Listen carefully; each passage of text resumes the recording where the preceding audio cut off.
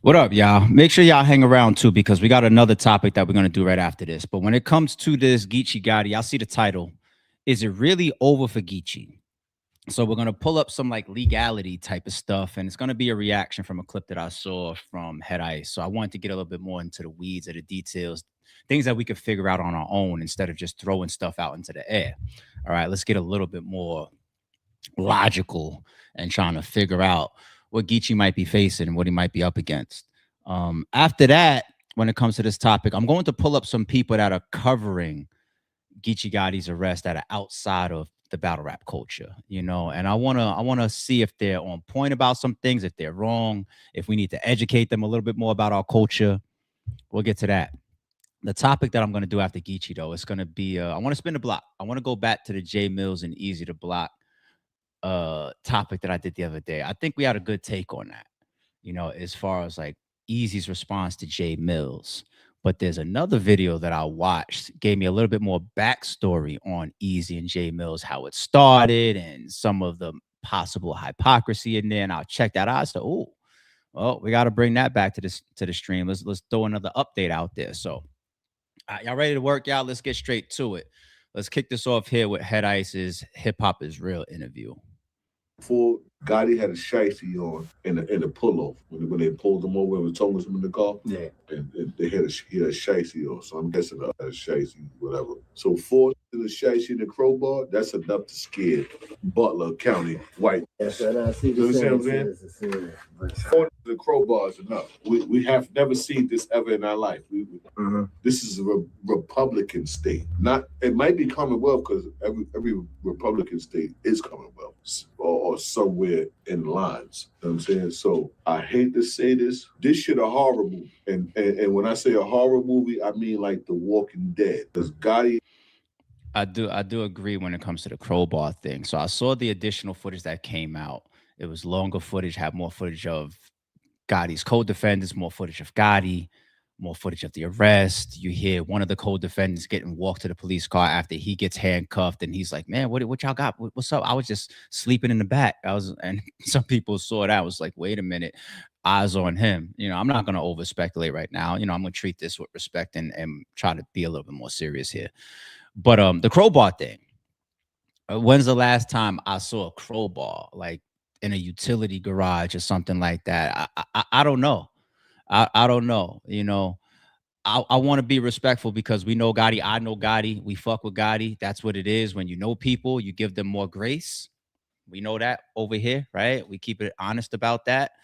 It's almost like the Little Dirk thing. It's just like we listen to some of the lyrics and it's just like, I get it at the legal standpoint, you innocent until proven guilty, but there's a lot of common sense stuff there too. Like allegedly 2 crowbars being thrown out the window while Gotti's driving down the highway after he pulls off. And I think we did see the police officer pull up on the driver's side of the car and it looked like it was Gotti driving, so him being the driver, I'm not trying to say that the driver is the only one that gets excused or gets blamed when you pull off, on an arrest. It doesn't really work that way. And that's probably why one of the people in there was talking about, like, I was just sleeping in the back.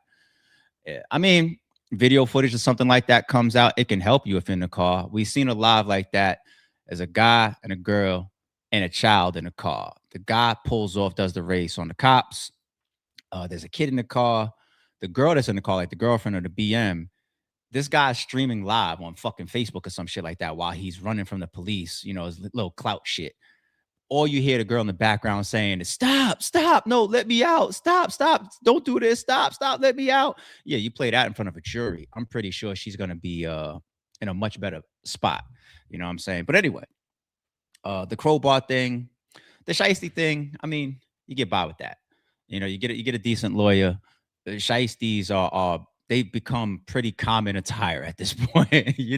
People wear shiesties for nothing. You pull up some videos, you pull up some references, you show how popular that the sales in Dick's Sporting Goods are for shiesties these days or whatever. It's not like 30 years ago where you only see that shit if somebody's trying to rob a fucking bank. You know what I'm saying? Like, especially post-COVID, like it is what it is. The crowbar one definitely scares me. The whole Commonwealth one, right? Let's stay there for a second as far as Head Ice's take. So, yes, red state, that this all went down in. And I don't give a fuck about y'all heard a couple rap songs. Remember Cameron? He said he used to get it in Ohio. I don't give a fuck about that. Every rapper says that they've gotten it in some state. You know what I'm saying? Like, there's pharmacies everywhere, there's Targets everywhere. You know, that, like, don't jump out the window. Like, oh, we heard Cam rap about getting it in Ohio, so now we understand why Geechi was in Ohio. Maybe there was something that was worth the move, allegedly, in Ohio, but cut it out. Like, y'all niggas overreach a little bit because y'all know a couple rap songs. But the thing that is true, though, the area is considered to be more racist than other states. Why? Not just because it's a red state and it's a Republican state. It's like when you're moving, like on some real estate shit. If you're house shopping, um, there's two things to look at.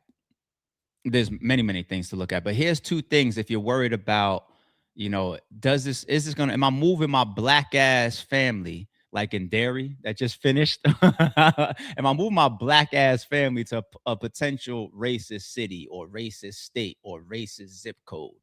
Two things to check. Number one, check hate crimes. It sounds common sense, but a lot of people forget to check that. And you can't even just do it based on the overall amount. Like, I've done this a million times. All right.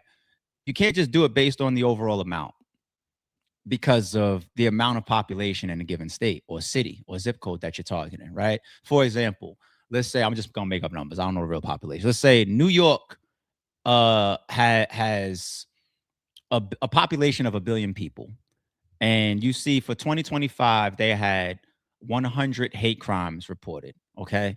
And then you say New Jersey has a population of half that, uh, um, 500 million versus 1 billion in New York. And the hate crimes reported is 70. Now, do you say New York had more? They had 100 and Jersey had 70? No, because of the amount of population. So you do your math to it and you say Jersey bothers me or scares me a little bit more as far as hate crimes than New York does. The other thing is diversity. Big thing to pay attention to anytime you are moving to a state or making a move in a state. Because if you're worried about, do I think that the cops here may or may not be more, or the judicial, not the cops, the judicial system, you care more about them. The cops just make the arrest, right? Do I think the judicial system or possibly the jury that might get selected to come on to this trial, do I feel like it's an area that can be more racist if we're going to bust a move here versus an area that they might slap us on the wrist a little bit better? I don't know if criminals really look at picking their locations based on that. Let's stick to real estate. All right. Diversity. You want to see a zip code, you want to see an area where you get like a good mix of people. Like, let's say out of 100, 20 are black, 20 are white, 20 are Hispanic, 20 are Asian. I don't know. And then the last 20 is other. Mixed bag, right? You're always gonna have lesser racism or racist culture in more diverse communities. The communities that are more, like we're all of the same, they all start to adopt similar cultures, similar thoughts, similar religions sometimes. If it's a real small community, fuck around and bump into a cult or some shit. Look at the real Ozarks or whatever that's up there in the mountains. They like, look, man, we don't hate that. We just do our thing up here our way. And I'm just like, shit, at least I know I ain't living up there.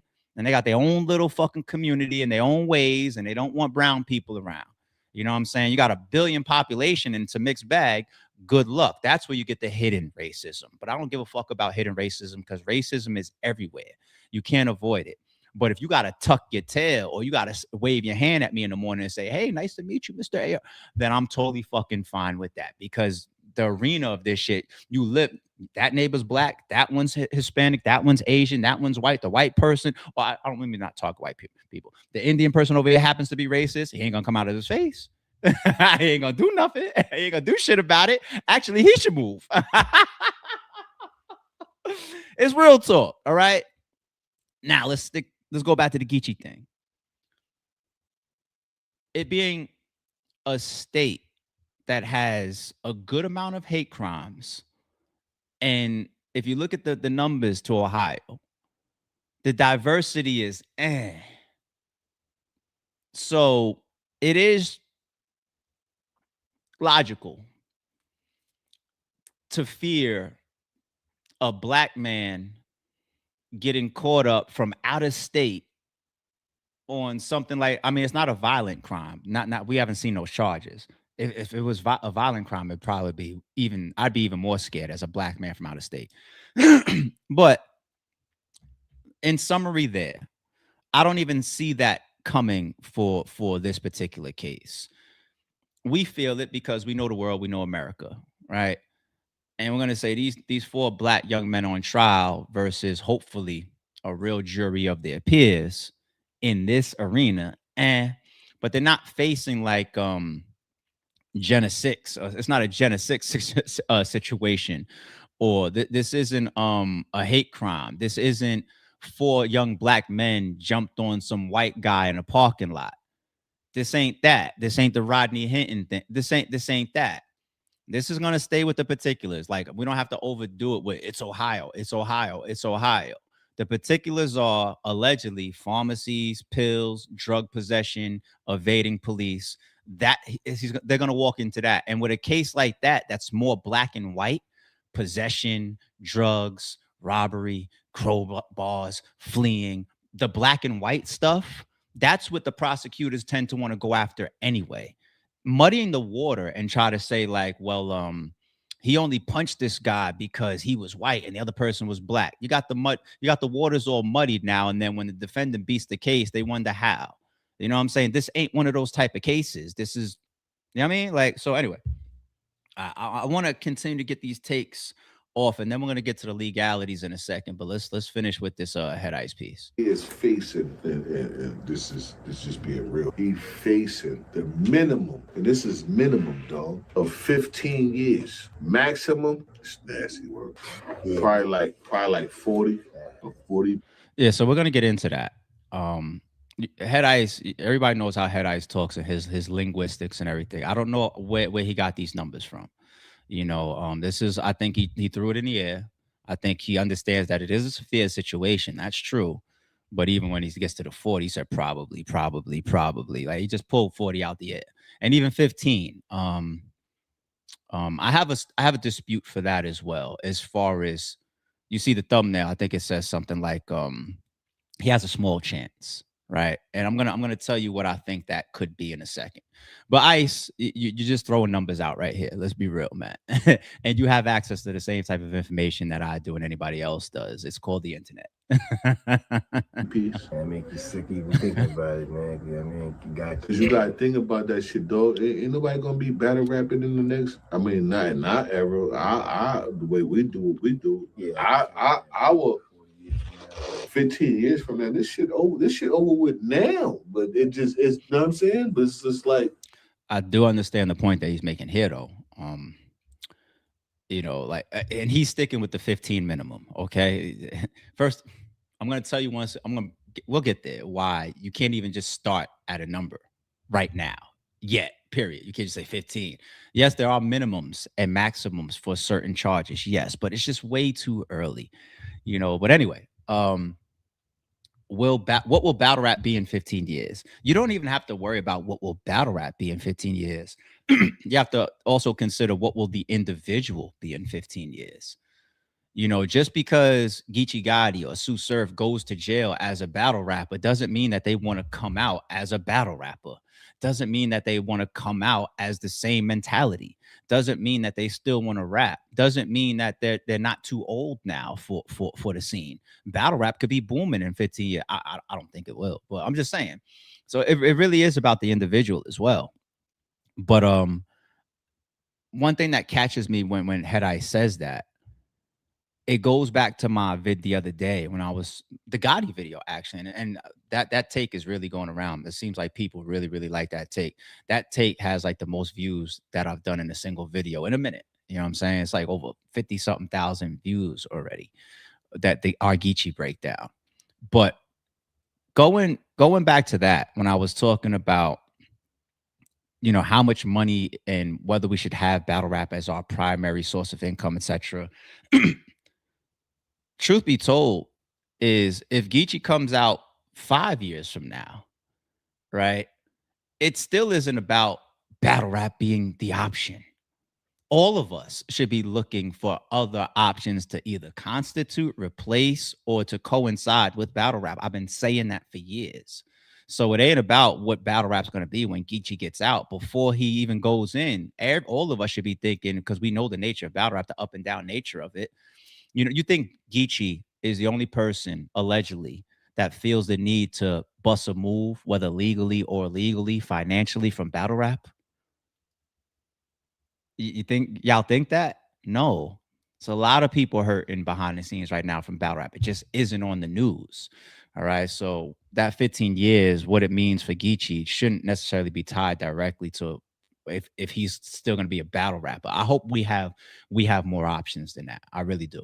Yeah, Geechi a cool brother too. A 15 from now, maybe a 40. Yeah, this shit Desert Storm from now from there. It's COVID war. This shit over with. Oh man, I could have. Who could you imagine who's the top battle rapper 40 years from 40 years from now? Yeah, like you say, if it's even around. He's not even born yet. You say not even born. Well, why are we talking about what battle rap's gonna be in 40 years? Man.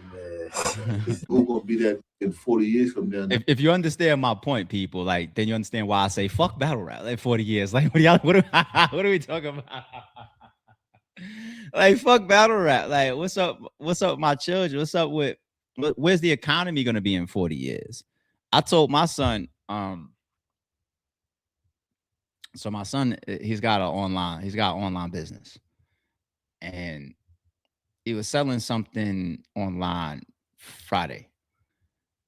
And yesterday, I told him, have all your packages, all your shipping addresses and everything printed out, and your package is ready to go because we got to bust moves early. You know, yesterday's Valentine's Day and everything. We running around.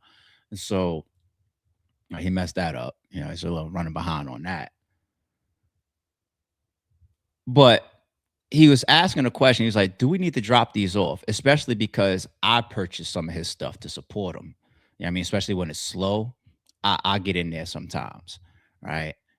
And he's trying to figure out, like, for the stuff that I buy it, does he need to still go and scan it at the post office, the shipping label that you print out? Because the scanning of the package is what signifies to how he's selling it that it's out for shipment to the purchaser. And that's when the money comes into his account. So even if I buy something, technically it has to go through the post office system at some degree. So I told him, I said, yo, this is a way deeper point, but fuck it, we live. Let's hang out. I told him, I said, go on like ChatGPT or on Google and ask the question. If a mailman comes and picks up a package and the red arm is up on the mailbox and they take it and they see that it's the same address that they're taking it from, what will they do? And then based on that answer, if you still have more questions, do follow-up answers. Ask these questions to AI and to Google and to chat and all this type of stuff. And then I got a little, not annoyed. I'd use that as a further teachable moment, because I was just like, the reason why I said annoyed is because we've been here before.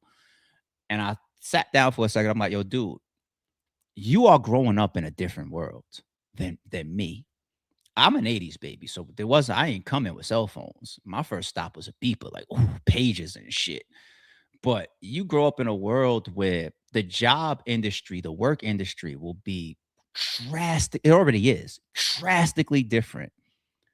You have to learn that one of the differences in our generation today, and I don't know what tomorrow's going to hold, is the difference between competing for a career and a job with like all the impact of AI is the troubleshooting, creativity, architecting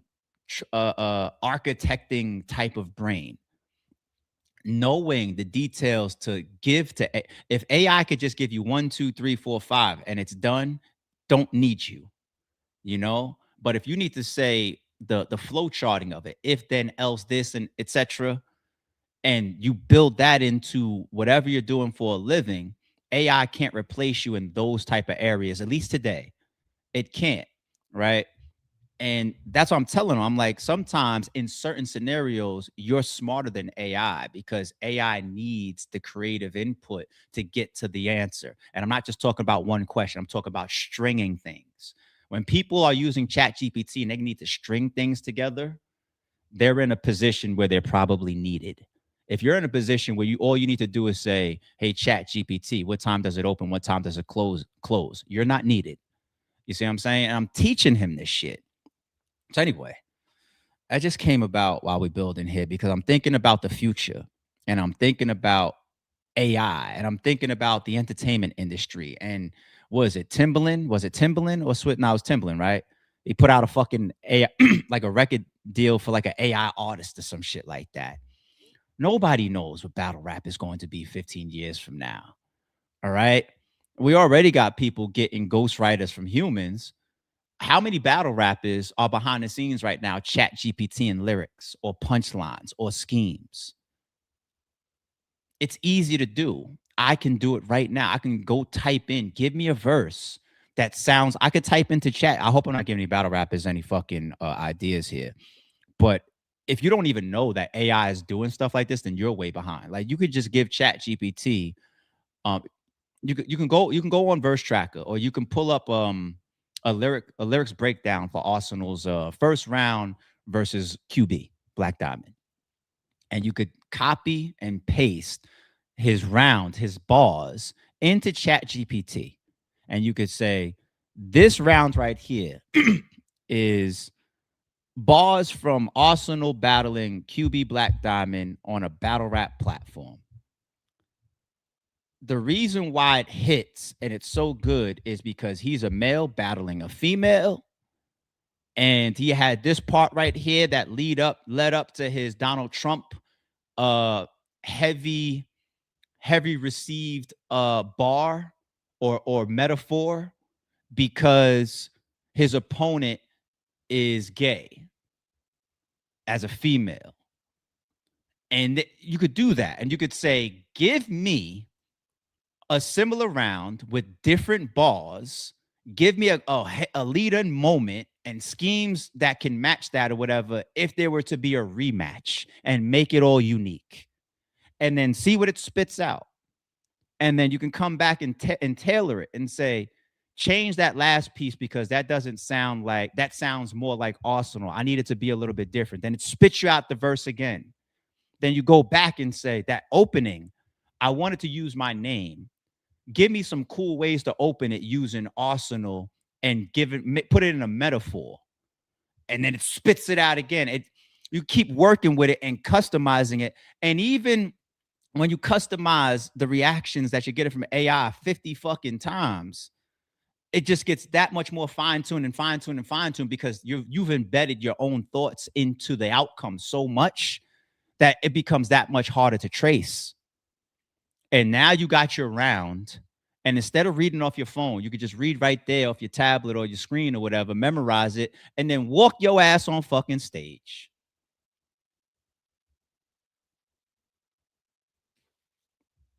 You see what I'm saying? No, you're missing my point, Cliff.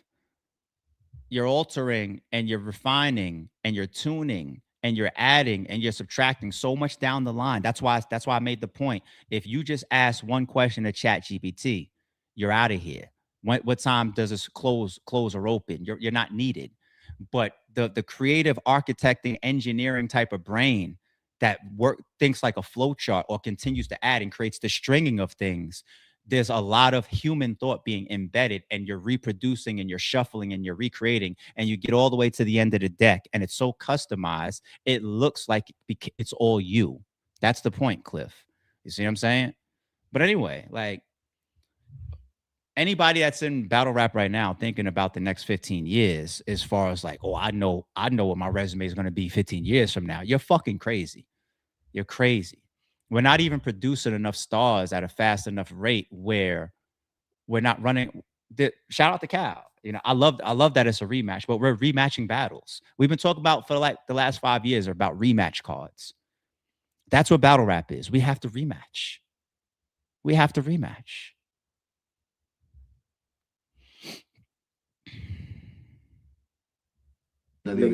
Not even a thought yet. That's crazy. That's why this shit hurt my heart, because it's like I understand the mission, Gotti, and I understand the dog. All right, this shit crazy. They got caught with like 3,000 pills or something like that, right? Yeah, close to 2,000. Yeah. That shit add up to about 90, let's say 100,000, right?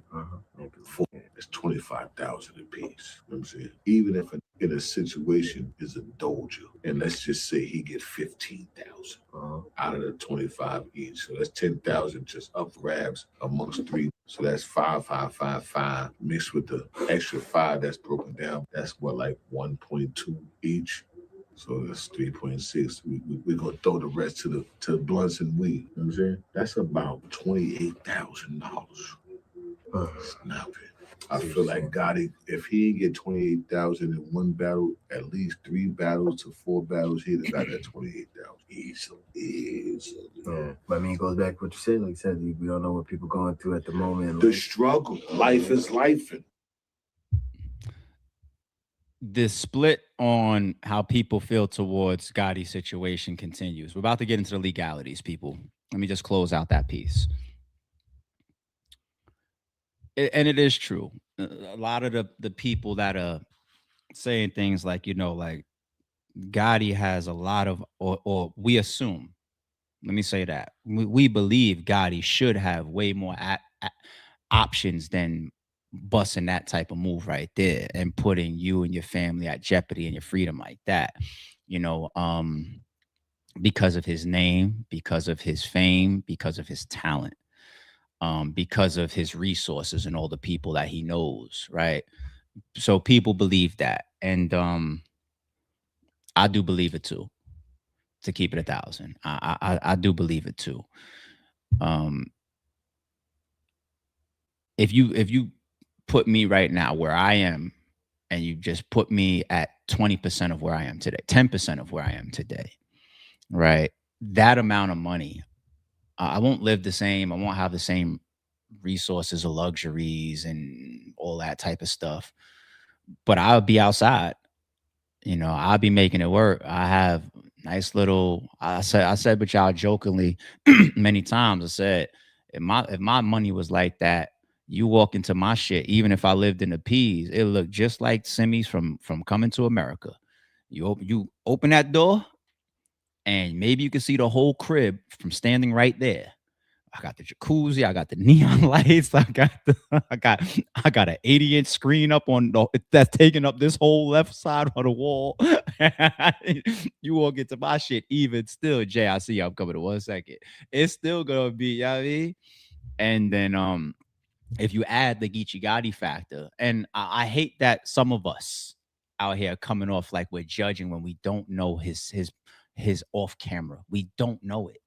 You know what I'm saying? But from the outside looking in, then you get to say, yo, just call Smack and be like, yo, book me half price.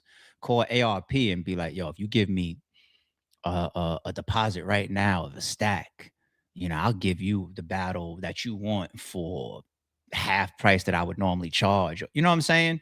Like, people do that. People do that with me. Like, you take your opportunities for give and take. When it's tight, battlers move different. You got the features for the low. Christmas time comes around, the tweets go up, doing one rounders for the moment, down to take an upcomer that I didn't want to take before. Yo, Smack book me, even though you said you gotta kill niggas like that. Like, you guys get my point. Yeah, shout out to Eazy, man. You gotta know that you deserve a couple of shots over that one, man. You gotta know that because you're a street guy, right? And we talk morals. Anyway, it's not about Eazy. But now for real. Behind the scenes, who knows? Like, people having child support shit that'll put them in jail. I'm not gonna speculate. I don't know Geechi's life, but it's real shit. People could walk out of court and hear some shit like, yo, you've been ducking child support for 10 years. And if you don't pay this, you'll be in jail by tomorrow. Well, I don't want to go to jail tomorrow. So I got to bust this move. Like, you just never know.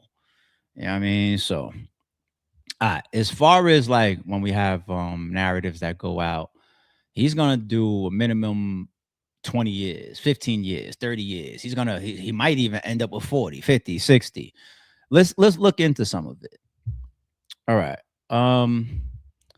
So on February 5th, police in Westchester Township, Ohio, stopped the vehicle on Interstate 75. We know that. The number that we have so far, we don't always want to use that. They told us 1,000 bottles of baby oil for Diddy. I don't know if it was 1,000 on the spot. I don't even know if it was in the hundreds. I don't know. Well, we saw a trial. It just looked like he was a very privileged person, like that buys a lot of what he needs. It's not like me that goes and buys one bottle of Astroglide. He's a billionaire, so he he sends the handler, and they come back with a box of Astroglide. It's different. It's levels, right? Let's be real. It's levels. It's fucking levels.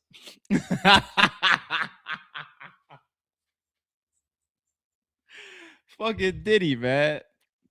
But nah, I'm saying that in a good way for Gotti, because the media, sometimes even detectives or the police reports could trump things up. The trial is the trial, and that's where these lawyers come in. That's where these high power lawyers come in and break some of this stuff down and say, that's not true.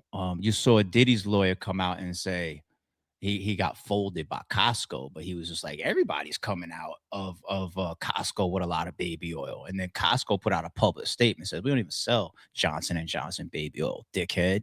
The point that I'm making though is the lawyer gets out there and starts to spin narratives, fight the media, fight the DA, fight these motions back and forth leading to trial, get to trial, fight your case, possibly negotiate a good plea deal, or all of these things, take certain charges off the table, hopefully, right? It's early, people. But anyway, so what they tried to tell us so far is they discovered 3,000 opioid pills, including oxycodone, morphine, Vicodin, yada, yada, yada, yada, yada, yada, yada. All right, the charges filed so far: multiple drug possession charges involving Schedule 1 and Schedule 2 controlled substances. The opioids found during the traffic stop. Okay. The other one, failure to comply charge, meaning he allegedly did not obey the police officer's lawful orders during the stop. We're going to get into even the time that some of that carries in a second. But here's the thing about a jury now, okay? The jury goes on what they see, the evidence, their eyes, their ears, and they're not legally, they're not supposed to show it, but in their minds, they have a bias. For example, prosecution comes to the table and they says, by the way, Exhibit A and Exhibit B, these were found at exit 244 during the high-speed chase, and we have it on dash cam footage of them throwing these crowbars out of the window. That lets the jury say things like, you got evidence that looks like it would be tools using for breaking into a facility. You know, is there a charge on here for having the crowbars? Fuck no. But that's where the lawyers and that's where they fight that type of stuff, details, so that the jury is painting this picture, and before they get back to deliberation, hopefully, you know, it's the way they all put in their verdicts is in your favor, right?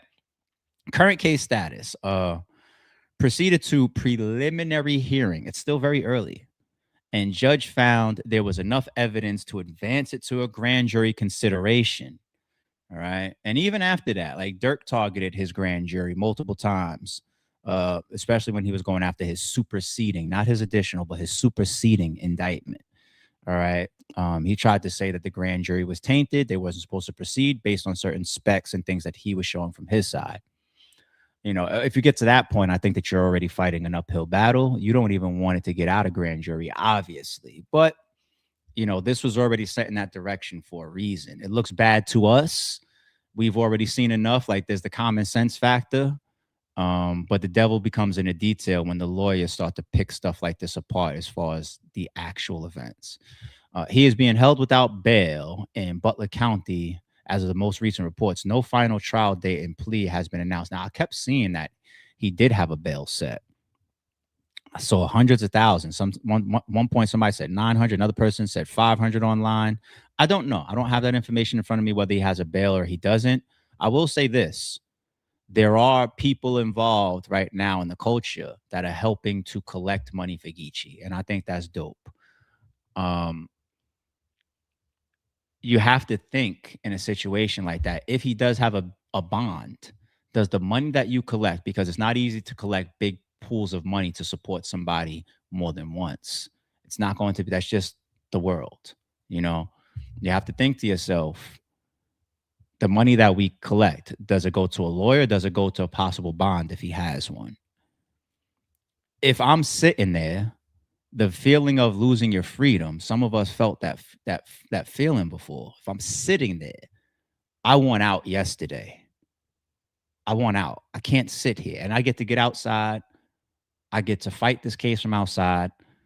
I get to make money outside to pay my lawyer fees, etc., turn some favors, do some things, etc., move around a little bit more, have easier conversations with my legal team.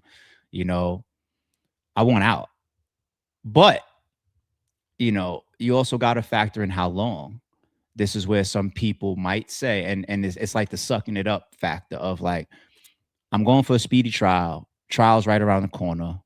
My legal team is prepped very well. We have a lot of details. We have good angles. We have a good fight. This isn't no big RICO case that takes us a year to prep or whatever.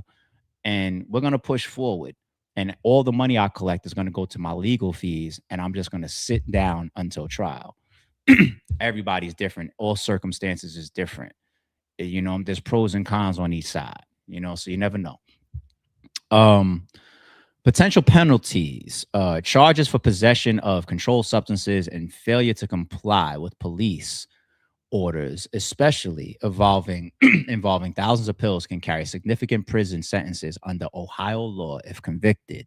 Those exact sentencing would depend on the final indictment and court outcomes. This part is general legal context. Makes sense. All right. Let's start to get into a little bit more of what we think he's facing per charge, because once again, the fleeing and the possession shit, the actual drugs. Under Ohio state law, which is important to do, aggravated possession of Schedule 1 and Schedule 2 drugs, felony 5th degree for a small quantity, minimum prison sentence 6 months, maximum prison sentence 12 months. Bulk amount of drugs, first offense, likely here without bulk enhancement. You're going to hear the terminology bulk as we're going through some of this, y'all. So keep that term with you, bulk.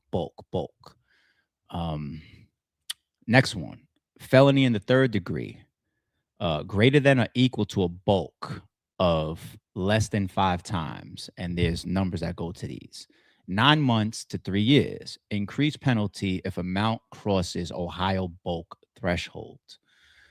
Felony in a 2nd degree, greater than or equal to 5 times of bulk, less than 50 times. That's 2 years to 8 years. Mandatory. That one's the one that says mandatory for that amount. Mandatory prison term applies. So the mandatory got to fall on the smaller number, which is the 2 there. Felony 1st degree, greater than or equal to 50 times in bulk, 3 years to 11 years. Highest tier short of major drug offender. Now, major drug offender, I don't know how that status could apply here. Does Geechi have a past jacket of being Pablo Escobar? I don't think so. I don't know so. There are clips, for example, of his battle versus KCJ going around and her rapping bars to him about pill stuff. And I think he talked about in interviews before, so there's a history there as per his own words, right? But highest tier for a major drug offender, we would have to look up what constitutes being described as a major drug offender in Ohio. And I'm just going to go off the cuff and say, I don't think his backstory constitutes that. I don't think. All right.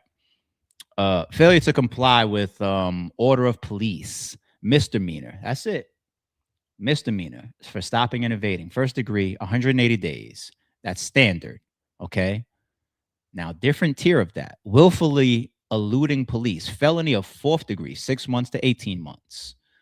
Felony fleeing, eluding, aggravated. Felony 3rd degree, 9 months to 5 years. If fleeing after another felony or causing serious risk and harm. I think that's what they would obviously go for. Fleeing after another felony, which is the alleged pharmacy hit, and then also the possession, which is a felony within itself, right?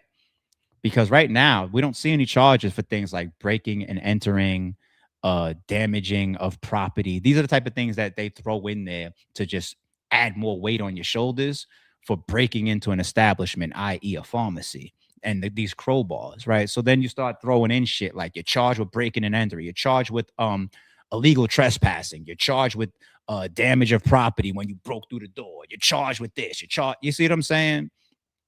We don't see those yet. Not to saying that they can't come. Everybody knows that all you need is the investigation to continue. And this pharmacy or this now we have links to this, and we have fingerprints now that we done brought them into custody and fingerprinted them, and the fingerprints came back and DNA evidence. It's his hand that touched the knob into the. You see what I'm saying? All right. That same ski mask. We took that DNA hairs off of the shiesty, and we got the same hair DNA in the phone. That type shit. It comes later. It's early. It's very early, and hopefully that doesn't happen. But if fleeing another felony and causing serious risk or harm, you know what the risk and the harm be? Sometimes even the police get to claim that. Him taking off from me put me in a high speed chase. He's on a highway with other people, other drivers. Doesn't have to just be through a residential area or a fucking school zone, right? You know, this is where you see other bloggers saying, yo, man, you speeding around and high speed chase. What if my daughter? It's that type of shit that justifies people saying risk of harm. All right. So logically here, when we look at those, we say the 9 to 5 is going to be the most fitting of his situation. Not that we want it to be, but all right. For felony of 5th degree carries 6 to 12. We read that. We read those breakdowns. Failed to comply. We read some of those. All right. Let's go a little bit further. Let's go back into these bulk amounts. Okay. Schedule 1 opium derivative greater than or equal to 10 grams. That's it. Or 25 unit doses. This is the baseline of bulk for many scheduled opioids. Now, I don't have a scale in front of me, people, but the average small little pill is how many grams of whatever those substances are that they're claiming so far. And then you multiply that by how many pills they say was grabbed. Right now, they're saying the number 3,000. This is where the bulk starts to get pushed up. Okay, allegedly. Raw or gum opium, greater than 10 grams, greater than or equal to 10 grams. Same bulk threshold for unprocessed opium. So that wouldn't be fitting here that we see, I don't think. Unprocessed, that should be like powder form and stuff. No, we're talking about fully fledged pills that are already customer ready in the pharmacy, right? Allegedly. Other Schedule 1, hallucinogen, stimulant, depressants. Well, these would be some of them. Do they fall into stimulant category? Greater than or equal to 30 grams applies to certain there's a lot of applicable circumstances for them to get bulk. Schedule 2 opium derivative greater than or equal to 20 grams or 5 times usual daily dose. So one of them pills could be like a daily dosage for somebody that actually has a prescription. 5 times that would be 5 pills. You breach that with 3,000. You get it? This is basic math and versus law, people. Some Schedule 2 substances in final dosage form, greater than or equal to 120 grams or 30 times daily dose. I hate when they say the daily dose because the 3,000 allegedly is just so much more than that. Much larger thresholds for certain manufactured products. All right. Small amount of 3 grams are equal. We don't need to read that one because 3,000 doesn't fit that. Okay. If you're less than the bulk, you land in the 5th degree.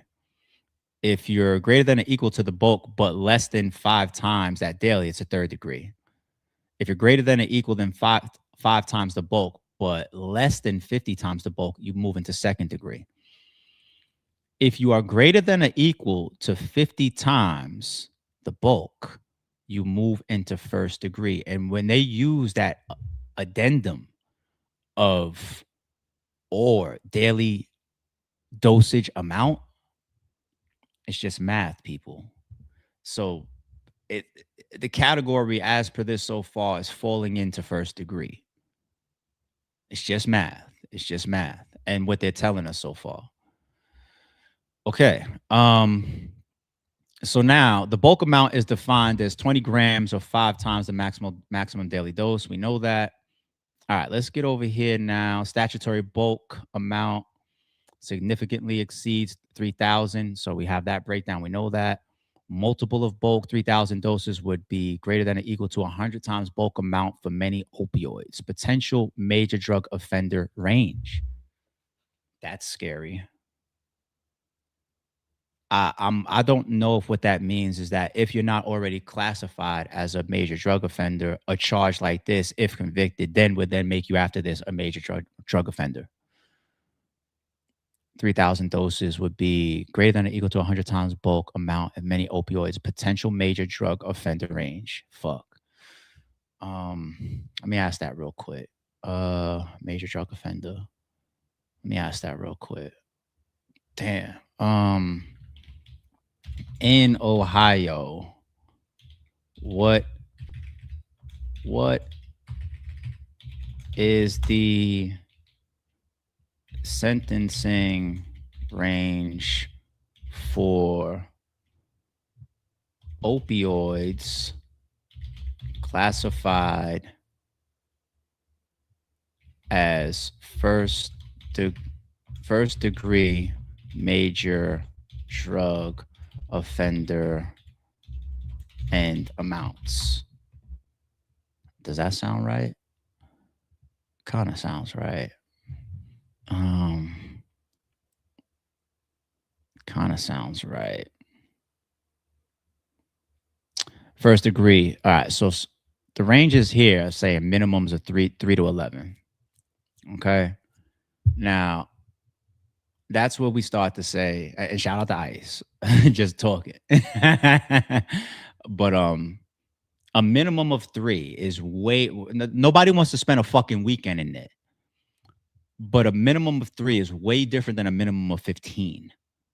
3, 6, 9, 12, 15, 5 times more. Chill out, ICE. But 3 years is still a lot.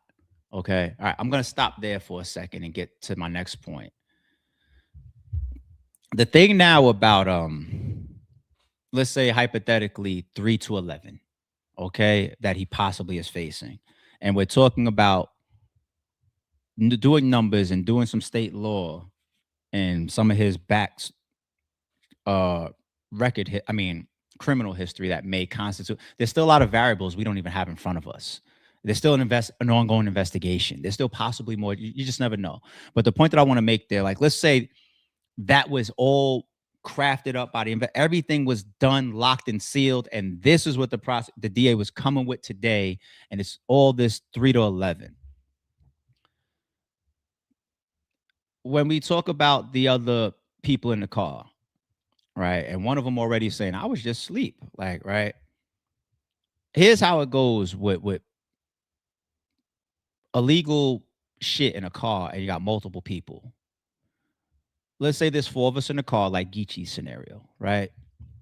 They need to circumvent things like, is it within reach of everybody? That's like one of the factors. Is it known? Is not one of the ones that you think you could just get a lawyer to defend. It's not easy to just go in there and say, the gun is in a mutual reachable area by everybody, which is the center front console. It could be known to everybody here, for example. And I didn't know, so let me off the hook. You got to really, really have some good stuff to back that. Okay. They don't let people just walk in there and throw it out there and say, I didn't know. Okay, fine. You didn't know. Gone. We'll just take, yeah, I mean, unless you get into snitching and plea deal area. We'll save that for a second. Okay. So the knowing of it, the not having the knowledge of it being there, that plays a part. That plays a part. For example, let's say shiestied up. You can't even identify them. You got 4 individuals on camera running into the pharmacy, and then you get 4 individuals in the car. Once you start to correlate this type of stuff in front of the jury, you're unable to say the 4 people, all 4 of them didn't know about the opioids in the car. We got them over here being aware of the actual crime. You know what I'm saying? So some of this stuff doesn't play that well based on the details at times. All right. What else? As far as the stuff being in the car. Sometimes you can get somebody else off. The designated carrier, the designated you take the charge, because we all got back history and your jacket is clean. So if we get caught, you take the charge. They'll take that if they want to take it, meaning the prosecution. If they got just cause to put all 4 people, 5 people, 6 people in jail, and it's easy for their case to prove to the jury, that's what they do. That's what they do. If their lawyers and the circumstances and the evidence get more into the gray and you could break it apart a little bit, that's when they can't take too many chances and they start to say, we want to target this person more, or we want to lean on that person more, or especially if we don't have a snitch. You know what I'm saying? So you're not always able to alleviate everybody by one person taking it. That's a misconception. That's a bad legal misconception. You can't just say, yo, we got this clear visibility shotgun, put it on the rear seat of the car. And if we get pulled over, I'm the bag. He's got 2 felonies already, 2 strikes already. You clean. You don't make no money for the team. It doesn't always. That's a misconception. It's a misconception. Okay. So these are the devils in the details that have to play out. Last but not least, for us to move on to the other people that's covering this stuff outside of our culture now. Sometimes what happens, many times it happens in situations like this, especially if it gets picked up by the feds, is you don't fully go through trial with this. They trump up so much on you. They say, we got this over here for this pharmacy. We're tying you to this. We got you at the location. We got the car there. We got the car going through camera red lights. We got your car being picked up on tow truck camera. Remember the O block niggas in the FBG Duck shooting? Oh my God. They got them niggas on cameras after they get the call. Yo, he's here shopping or whatever. They got them running down the stairs. They got them getting in the cars. They got them driving through neighborhoods. They got them going through lights and all this type of shit. Then getting in. Then they got those cameras over there and then the shooting. They got so much. That's the world that we live in. That's the world that we live in. So you get all this type of stuff, and God forbid the charges can expand from the investigation, right? But let's say just what you got now. What happens is they come to you and they say, well, for evading police, which is clear because we had you pulled over, I got you on body cam here. I got your face. I got this. I got that. And then during the routine stop, when you clearly hear me on the audio say, okay, sit tight. Let me go back to the car and run your license. And then you peel off. And then after you make your way 5 miles down the road after running over a spike strip or some shit, which we had to do to stop you because you were at that point endangering other lives on the road. You know what I'm saying? Not only did you stop then you get out and you run on foot.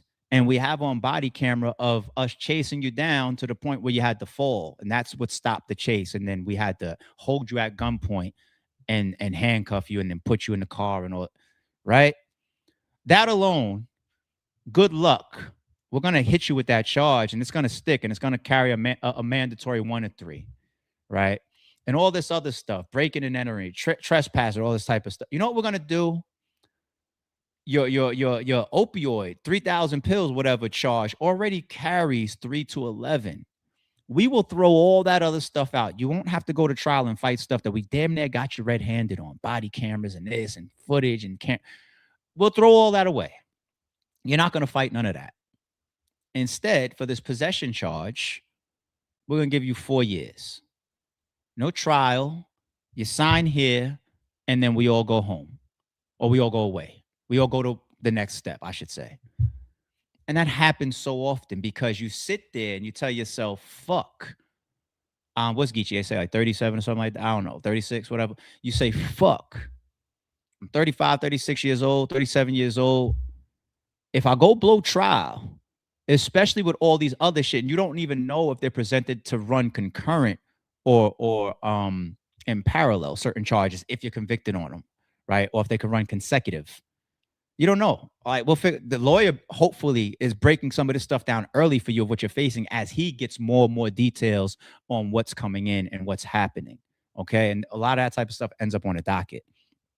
But you look at it with your lawyer and you say, let's not even say consecutive. Let's say running all together, whatever charges that we think we possibly are red-handed on. We're looking at maybe 10 if we blow trial. They're offering us right now to take all this stuff off the table and just give us this 4 flat with, possible parole eligibility after 3.5. You go home and then you walk off another 3 years. You pay a fine of this amount, et cetera, et cetera, et cetera. A lot of people is going to take one night sleeping on that and wake up, maybe make a phone call to their family or two or whatever. It's going to feel like, I really feel like this is a very loaded dice roll against me not walking out of there with this 10 years. I want to go home tomorrow, but I got to take this 3.5 or this 4. All right. So way too early to even get to knowing how much time he may face, but just on the current charges and the amounts and the footage and the reports, and what we just read through and what we broke down, if you asked me, I would say he's looking at a minimum right now, not of 15. I would say a minimum of 2 to 3. And the 2 comes in with other shit. Like I said, parole, early release program, all that. You know what I'm saying? That's what, if I had to, and I don't, it's too early. I want to take my own advice. But if you forced me based on what we know and doing some actual homework, I would say 2 to 3, unless they find a way to completely abolish these people of these charges. And I don't know how that happens yet until more shit comes out. So tough one. One is coming home and one's going in as far as our stars. You know what I mean? So shout out to Geechi. Shout out to his family. Shout out to his close circle. That's a real breakdown of what we know so far and what it looks like so far. Okay. Hope I did a decent job for y'all. Everybody that's realizing that a lot of our Sorry is True type of content is on the new channel and been missing those, there you go. So that's some of the experience we built up within the Sorry is True side. I just brought it to this topic for y'all. I'm gonna move on to the Geechi thing, the second piece of it in a second, or the third piece or whatever. Jay says, I just said give me a RBE bar to ChatGPT. I'm on RBE where every round feel like a purge scene. Cause once I lock in, the whole room red, and it ain't a rare breed theme. Ugh. You see what I was saying?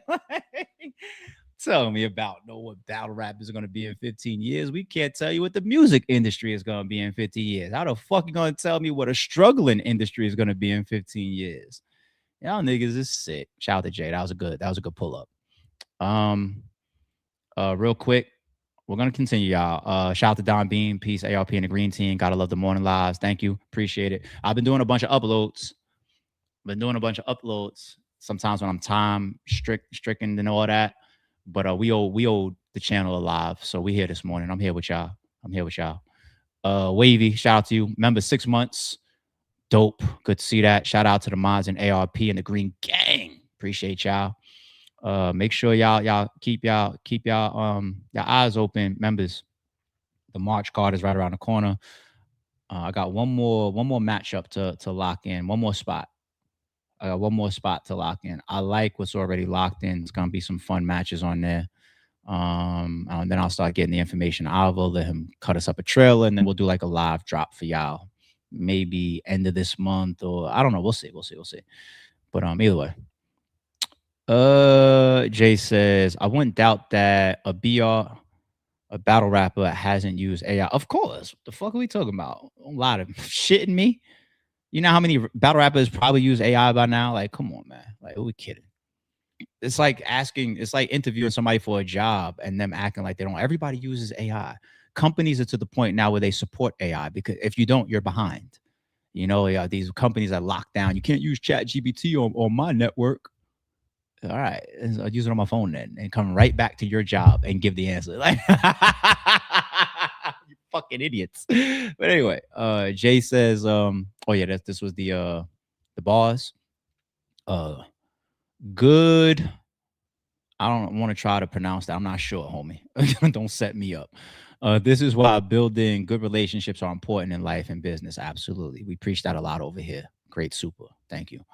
Wavy's here says, hit that like button. Thank you. Shout out to the members. Once again, Don's back again, says over 900 people in here. Y'all hit that like button. It ain't broken. Please listen to that man. First Imperial says, in my case, somebody came and told the state they did the crime and they told us they're not accepting it because he could be trying to get me off. Circumstances. A lot of this stuff is never black and white. Why do you think we have something called trial? You know what I'm saying? So, good shit. Good shit. All right, let me move to this next piece now. Some of the people that are covering this outside of our beautiful, humble culture. I'm going to start with academics. Let's see what he got to say. Did I share this? Yes, I did. There's a battle rapper named Geechi Gotti. So popular battle rapper Geechi Gotti gets caught up in some sting, or not sting, but he gets, supposedly pulled over by the police and shit goes left. I want to play you what this is, and hopefully, why can't I find the whole video without like 15 people talking over it? So Geechi Gotti is a battle rapper. Not too sure where he's out of, but apparently, I've always wondered, how do battle rappers survive? The economy of battle rapper or battle rap is to me is trash. They get paid per battle. That's cool, except the popularity doesn't really match the money they're getting. Some of these guys, they should be getting $500,000 a year or whatever the case is, but primarily their money is based off the battle. And they might get 20,000 for a battle. That battle gets, digested by the whole culture, gets replayed, gets whatever. They don't get really too much from it. They have this infamy that comes with the culture of battle rap, but it's really shitty, if you ask me. It's shitty monetization. So again, your name, and this is when people start doing it. Two things he said for question. One thing is true. The infamy, the following of the average battle rapper doesn't match the bag anywhere near. High percentage of battle rappers don't have $1 per follower in their savings account. High, a lot of top tiers, some god tiers. The monetization of this, though, I wouldn't say that it's trash, because the formula in the battle rap culture could produce a lot of money if we had the draw. Give me a second for the draw. Think about the main sources of revenue for battle rap platforms, battles, events, etc.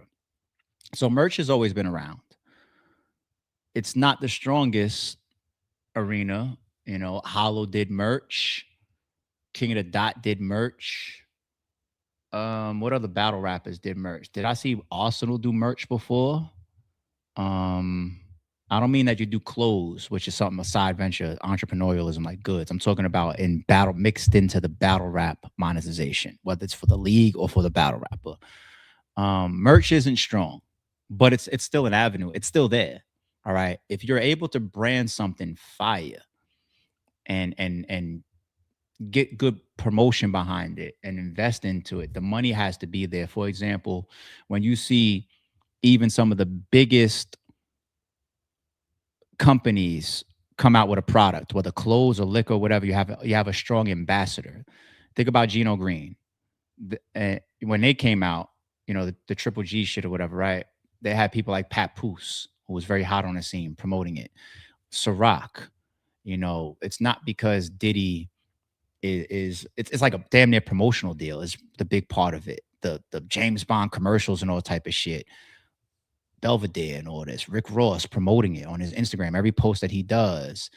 50 Cent, every time he puts up a post on his Instagram, hashtag whatever, Branson, whatever, you know, with all his liquor shit, right? We've never had big ambassadors. The biggest ambassadors that we have are the battle rappers. You know, I saw like Rosenberg put up a video the other day. He has his merch. I think you think we scared of you type shit. I think that's one of them. And he put like Top Floor Loot wearing it at one of his battles. That's dope to support. I got battles with like the ladies and gents event where you see me wearing the Ruin Your Day sweater. Shout out to Ruin Your Day, right? But a Top Floor Loot, a ARP, a Hollow to Don, some of these battle rappers, that's not enough to make people say, thousands and thousands of people say, oh, I need that too because that battle rapper's wearing it. Battle rappers don't have, there's not a lot of them that have the great I want your lifestyle type of image. Okay. And that's always huge to sell to a consumer base that doesn't know you like that personally. You know, you have to, that's the whole fake it till you make it comes in. That's where the lavish videos come in, where you shoot it at the mansion with the Lamborghinis parked outside and the tip drill girls bouncing their ass all over the fucking place. The imagery of it makes you say, wow, I want that. So now when Jay-Z drinks it, shit, good, it's good enough for me. Or throwbacks, these niggas wearing throwbacks now, I want a throwback. It's the in crowd thing. Jay-Z says change clothes and go. We're not wearing button-ups. I mean, we're wearing button-ups now. You walk up and down fucking Fulton Mall, every fucking store mannequin in the front window got button-up shirts. I was there. That's influence though. And that's spokespersons and that's ambassadors, branding. So merch in the grand scheme of things, I guess what I just proved to myself in reality is it's fucking dead in battle rap. Okay. There's no real longevity type of money. People have maybe done some stuff, got a couple bags for a little period of time, but I do argue shitty monetization because we consistently still do have three lanes that could do a good amount of damage for us as far as making money, which is door tickets, which is live pay-per-view, right? And which is YouTube. Okay, those three. And if it's not YouTube, if somebody has an app, for example, like URL, fine, but wherever you release your content, a subscription model, okay? But those three alone should put us in a great spot. So why doesn't it? It's the obvious answer that we can see with our own eyes for years, and I've been telling y'all for years. We just don't draw. There's a lot of reasons why I could explain why we don't draw, a whole nother conversation. But we don't draw. Okay? I've done a lot of events with a lot of top tiers, and there's 50 people in the building. I've done a lot of events where we got high-powered main event battles booked that we think, and we're not selling 5,000 pay-per-views for that event. Okay? You go on YouTube where people don't have to pay for it, and you might see 100,000 views, 200,000 views, 500,000 views, 1 million views, and think, ooh. But free versus paid for never run in fucking parallel. Okay? Free could go like this. Paying for it can go like this. Okay? So to that point, Academics is right. He's wrong about the monetization being shitty because we're using avenues that are pretty tried and true. Any party promoter could charge somebody to walk into a building in a place that they want to be, like an event or a concert. So that's what battle rap events are. So I don't think that that's a bad idea at all. YouTube, once again, pays as well. But the pay-per-view, which is the biggest piece, consistently, everybody's taking losses trying to sell that product. You know, so and that's just the truth. It's not shitty monetization attempts. It's the draw power is very low. All right. Let's go back to this for a second. Listen, thing. Basically, they have a name, they have like some presence, but rap is not paying the bills. Well, most battle rappers are in that condition. They put out music, it doesn't work. People like their battles, but their battles they get paid up front, 30,000, 40,000, and after that, you know, again, some of these guys just based on how popular they get, they're not living like a regular life, so they're living a little bit above their means. So that's a little bit of a call out too. Let's talk about when he says paid up front. The residual nature of battle rap. in the music industry, right? If I put an album on the shelves, or if I put it digitally available, and it's a class, let's Good Kid, Mad City, Kendrick Lamar, okay, or streaming, okay. These are platforms that still pay the artists going forward. Or if you walk into a store and you go buy an album, or a store needs a new fresh shipment of this old album that people just seem to buy forever. Jay-Z's Blueprint, Beyonce's album, whatever. We always got to have 3 copies in our store because for the next 10 years, Rihanna's last album, whatever. You see that sometimes, right? Especially you go to Target, you're still going to find some hard copies. I just bought the Damn vinyl, Kendrick Lamar's Damn. I bought that in Target last weekend. I saw it, I was like, oh, that's cool. Oh, I just grabbed it. You know, when did it come out? Years ago. So you got that factor. We're not able to sell something a year later, like at that rate. It's YouTube ads that pays us later, right? So if you're talking about residuals, that's what's really available to a battle rapper. No fan in battle rap. The nature of a rap battle is not going to say, I paid $50 for this event or $10 for this one-off. And then 3 years from now, I'm willing to pay that even $5 again. Unless it goes into a subscription, or unless it was never available for public consumption and people are willing to pay a reduced fee for like a replay, right? For a battle. Battle rap isn't that type of sport or genre entertainment where I can watch this classic battle and then I just have a mood to play it again. You know what? I haven't seen Daylight versus Oops in forever. Let me go spend $3 to watch that again. It doesn't work like that. Even stuff that's way bigger than battle rap doesn't work like that. Subscription side, it can work. Like a Netflix. I haven't watched Terminator 2 in a long time. I got a vibe to play that. I'm paying a Netflix subscription, but I'm not paying for that individual joint. I'm not going to pay for an individual event later. I'm not going to pay for an individual battle later. I might pay once for the live stream experience, the live experience of it. So what are the residual arenas that a battle rapper can get into? You can start your own league, and it's your YouTube channel that you own. You can do that.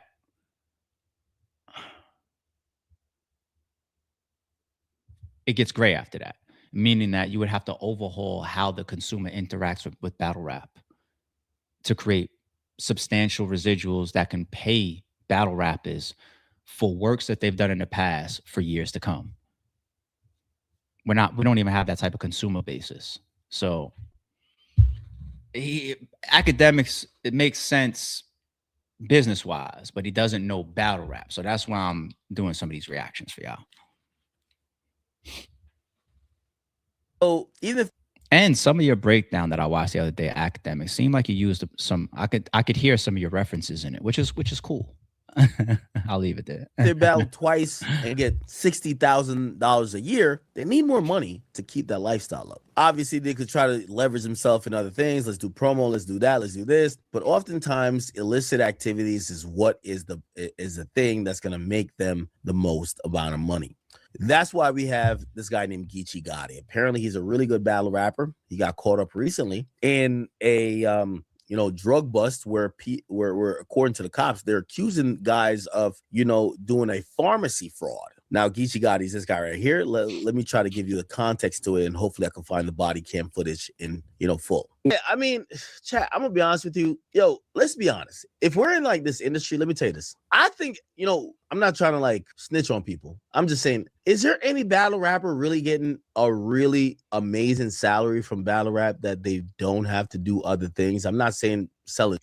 The answer is no, because you use the word salary. Battle rappers don't get salaries. Drugs. But if you told me that there are battle rappers making $1 million a year, I would say, please point me which one, right? Again, $1 million a year isn't like the bar of are you going to do crime or not? But I think these guys are probably getting like 80,000 a year. They got a name. They can't work a regular job. Niggas gonna clown them. So they probably been trying to do promo, trying to rap, and then shit. They probably know a guy that know a guy.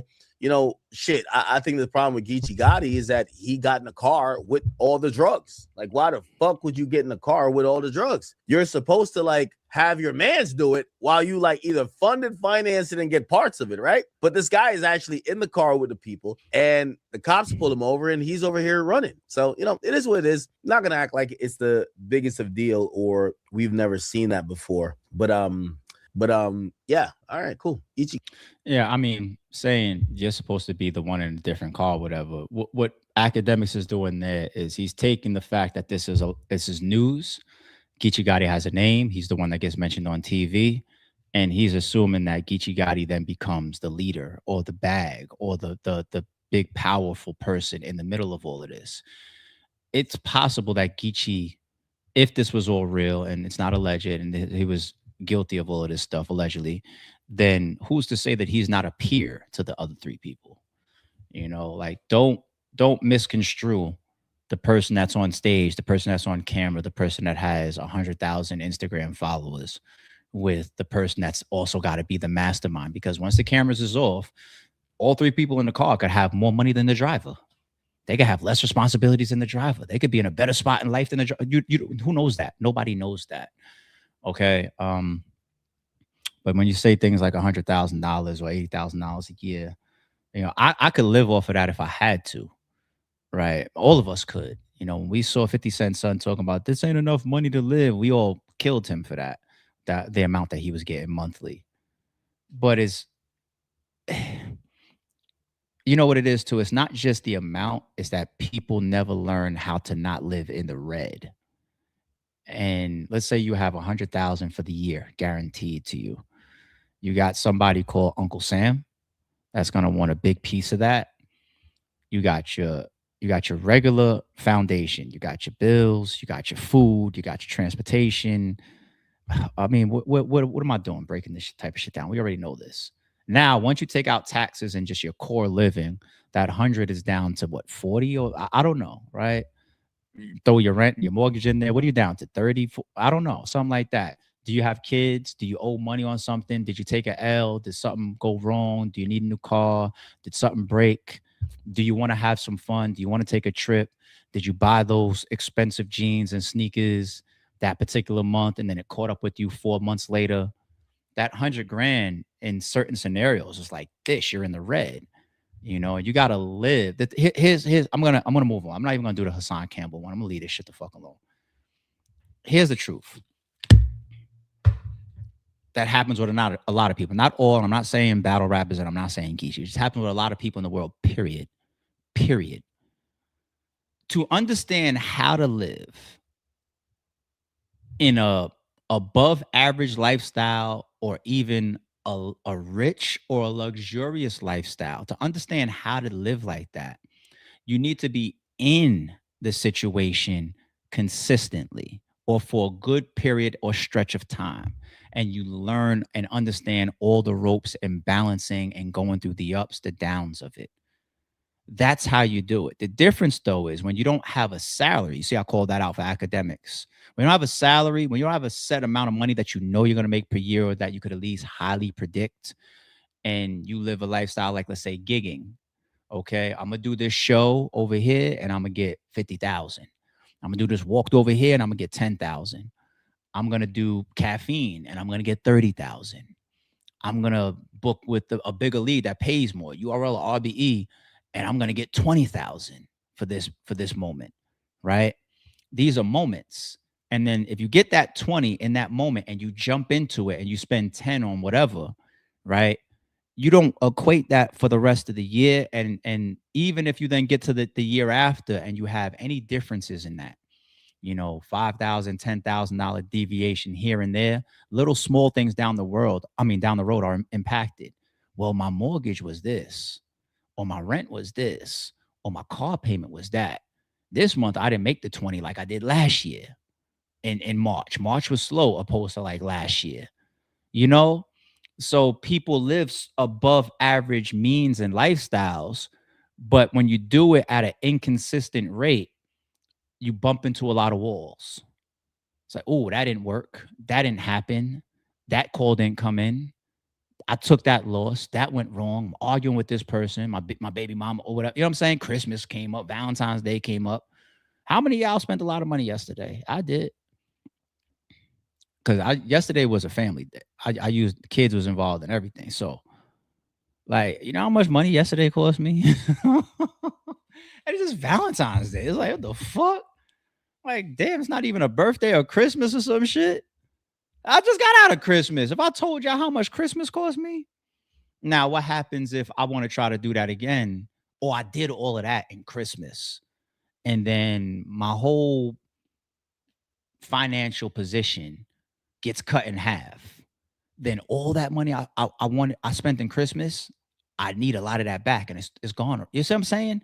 The predictive nature of having something sustainable and consistent is what allows you to get into a certain lifestyle, understand it, adapt to it, and then live within it. When you just, oh, boom, boom, boom, boom, boom. And that's where you get a lot of people also that they say things and you don't know Geechi's situation. Yo, you just did this battle, you just did that, or whatever. You don't know what happened last month in his life off camera. Something crazy could have happened, could have put him in red. You never know. All right, let's leave that topic alone. We did a lot.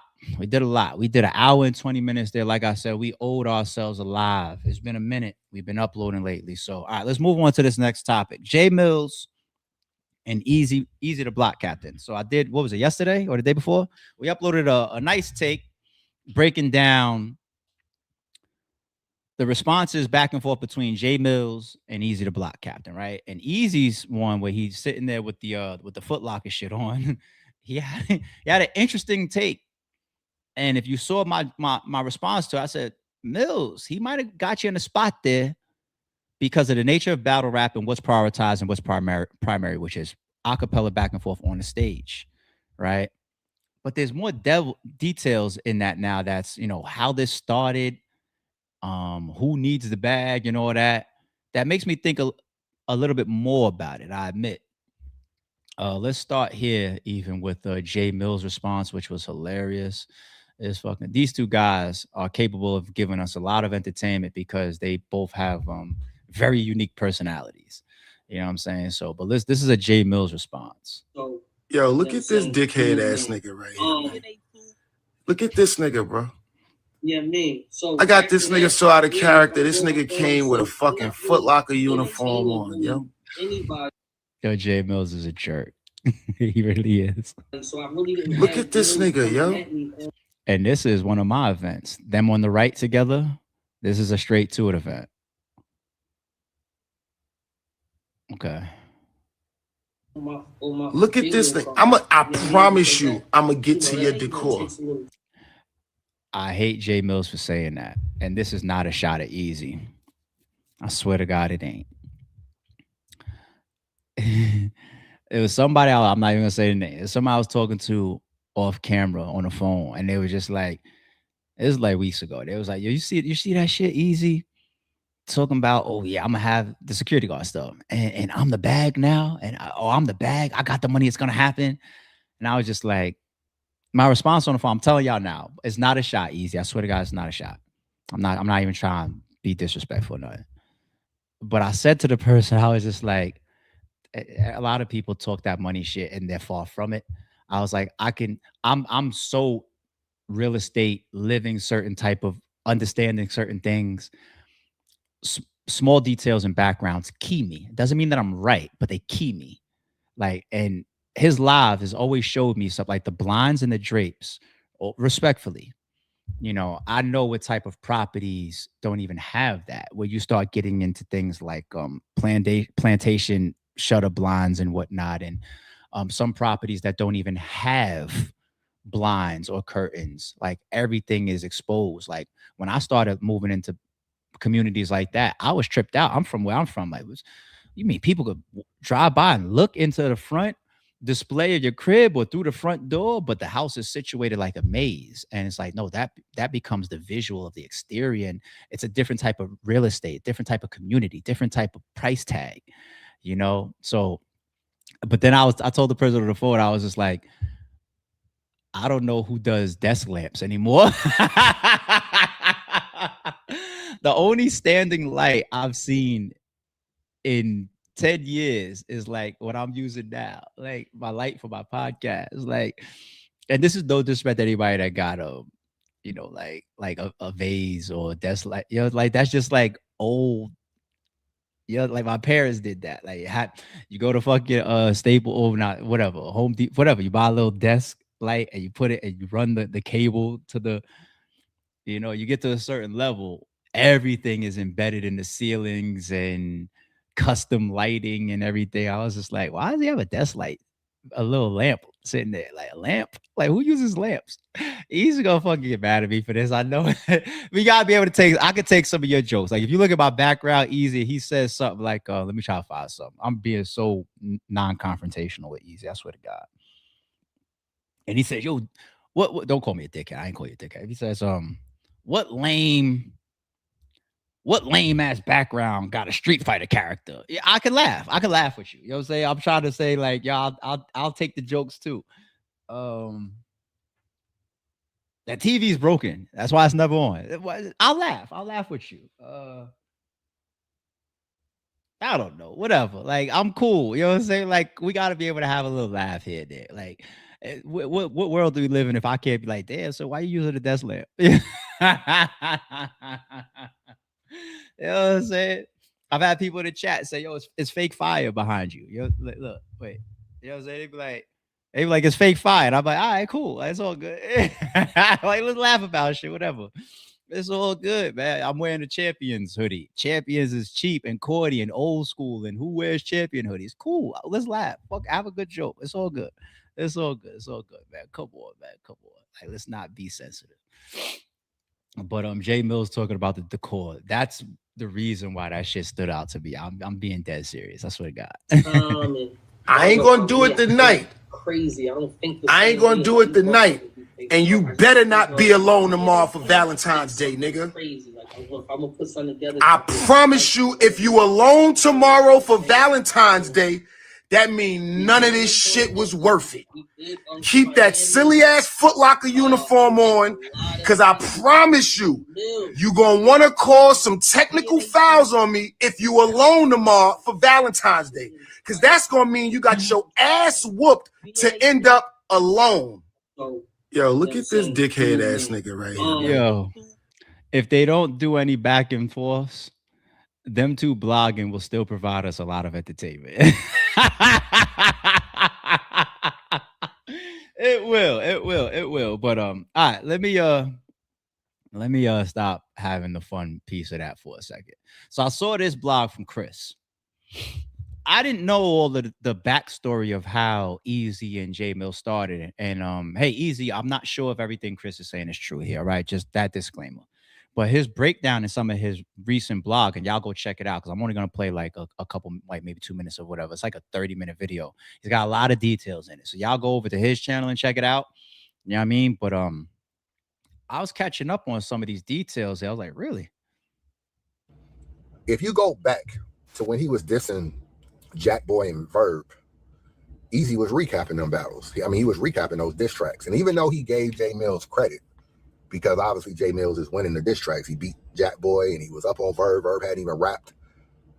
Eazy kept saying a lot of things that actually kind of was on the T-top stuff, like almost like you wanted this smoke. And if you go read the comments, people are saying, yo, stay in your lane, don't jump in this Millz lane. He's saying stuff like, man, I'm not liking this, man. This nigga Millz, man, you know, this nigga Millz just think he popping, think he hot, man. You know, he think he taking over. It was stuff like that. He was paraphrasing, but go back and watch the videos. He was saying stuff like that. He was saying stuff like man, talk Verb gotta come out, man. This nigga Millz think, you know, this nigga Millz think it's sweet out here. He think it's this. He even made a comment about hoping that Millz that like, damn, I kind of wish he had shot at me. I wish I could have got into this. He made a comment like that. All of these little comments, I'm pretty sure Millz is watching what's going on. After all, you the algorithm, right? People always got to watch Eazy. I mean, that's what you do when you're the algorithm. You also said that you was on Verb's side. You said that repeatedly. I'm on Verb's side. Verb got to come out and get this nigga. So in my opinion, I feel like if I'm J Millz, I'm going to look at you. Do you want to take your man's spot? Like I told T-Top. So even though he didn't shoot at you, that's what you said.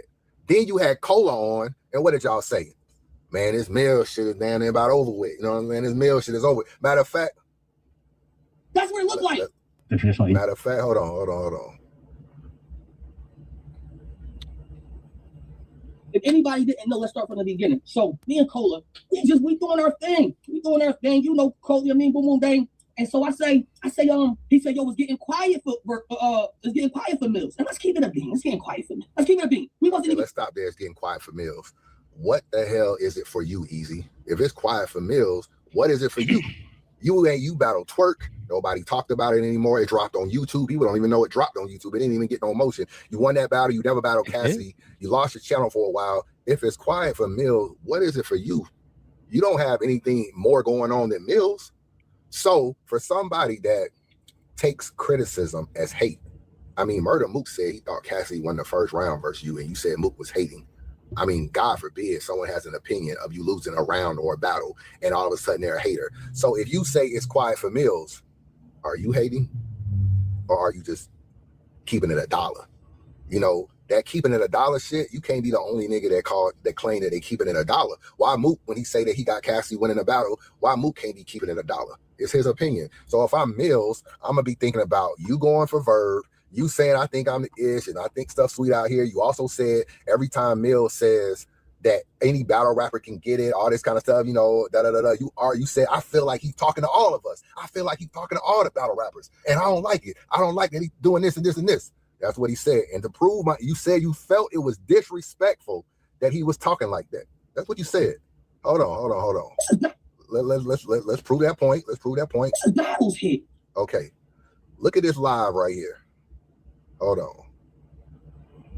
I'm gonna spare y'all. Yeah, it's 20. Yeah, it's about 30 minutes long. Y'all go check the whole video out. There's more breakdown about Verb and Eazy. You know, Chris is trying to call out Eazy for potentially defending Verb. And I do remember, I think they had that brief podcast or thing that they were trying to do together. So I totally get it. I say it all the time over here as far as giving your people, your friends or whatever, a bias or holding them down, you know. So if that's the relationship that is causing some of this, Verb and Eazy, so be it. I mean, it's cool to identify who's with who sometimes. I mean, it is what it is. I don't know that to be 100% true. I'm just saying. Chris did a good breakdown in that video as far as detail of J Millz and Eazy. So it still spins me back to my fucking advice for Millz. Like, just drop on niggas. And now it got to apply for Eazy too. You know, like, you don't need a back and forth. You don't need to have the engagement. If you see something you don't like, somebody talking shit, or it's a topic that you want to cover, put it in this form. You know what I'm saying? Fuck it. And I don't think Eazy needs to agree to have a back and forth with J Millz for J Millz to drop a diss track. I don't think that we should motivate battle rappers to move like that. If we got to make them feel like they're bullying or they're clout chasing for dropping hip hop competitive tracks, we are going ass backwards. That's not battle rap. Okay. That's not hip hop. Okay. Call outs are fine. Dissing somebody in the sport of hip hop is fine. Stop this J Millz or anybody in the form of rap is clout chasing. He can look at somebody and say, I want to prove I'm better than you. I just happen to want to do it on beat, and let them go rap. And if the person that he's targeting doesn't want to respond, they don't have to, or they can. All right. It is what it is. Like, come on, man. It happens in every fucking sport. Boxing, somebody minding their business, and then somebody turn around, you got called out by this boxer. It's hip hop. All right. So let them make their songs without that added pressure, people. Like, let's chill out. All right. I'm gonna leave that there today. Let me make sure that I didn't miss any supers. In my case, so we did see this one. First time Ryle, or my first time Imperial, first Tim Imperial. My bad. Appreciate the super too. So we did bring that one up. From Ohio, we brought this one up too. Going back to that first piece related to Geechi. Good to see you, homie. Our members in the building. Says ARP, do you think battle rappers should be forced to invest a percentage knowing where most of them come from, just to say fuck no. Fuck no. And I don't say that in a bad way, G. Does a company force you to invest in 401k? No, it's your responsibility. You know, like no company says we're going to automatically take this amount of money out of your paycheck and put it to the side so that you don't fuck up being here for 20 years and then, you know, retire and you didn't put nothing. No, it's our responsibility to save money. If you get a check for $100, I teach my son right now based on amounts. I have them in brackets. I think it's like 200 and less, he's required to do 15%. So if I give him $100 allowance this Friday, 15% is supposed to be moved out of his checking into his savings. You know, like, so I'm teaching that, having your savings account, saving for these rainy days. Then when you start getting into things like company matching and benefits and 401ks and retirement plans and all that type of shit in the real world of real big business and these big companies and corporations, they don't force. There's no gun to your head to do it. So why should a battle rap league or a battle rapper be forced to do that? We all have our responsibilities, especially when the nature of battle rap. That's why I always said the word league is not applicable. That's not a shot. It's the reality of battle rap business.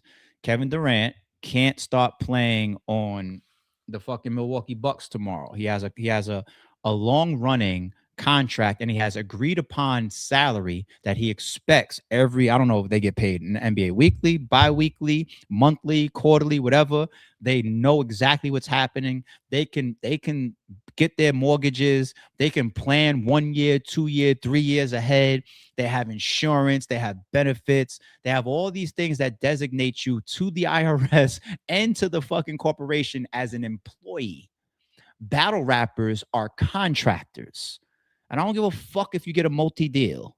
You're a contractor by definition of what you do, how you get paid, and what's agreed upon in your contract. For example, set opponents, set dates, set amounts, set that it's not in the average contract. It's not in 99% of them. I don't know if it's in any of them, to be honest. So they're by definition, by legalities, contractors. Okay, so there is no real league. There's no league because these are all platforms. That's not ARP. That's go fucking Google it or look it up type shit.